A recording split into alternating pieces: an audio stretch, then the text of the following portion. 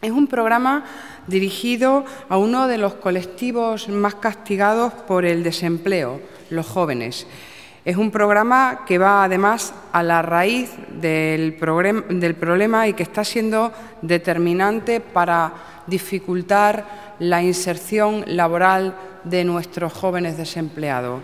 El déficit de formación, la carencia de formación. Tengo que destacar que solo un mes después de su esbozo en ese Consejo Extraordinario de Gobierno en Cáceres, se aprueba hoy un plan muy ambicioso de formación, dirigido a la obtención de títulos de educación secundaria obligatoria para jóvenes en la franja de edad comprendida entre los 18 y los 25 años.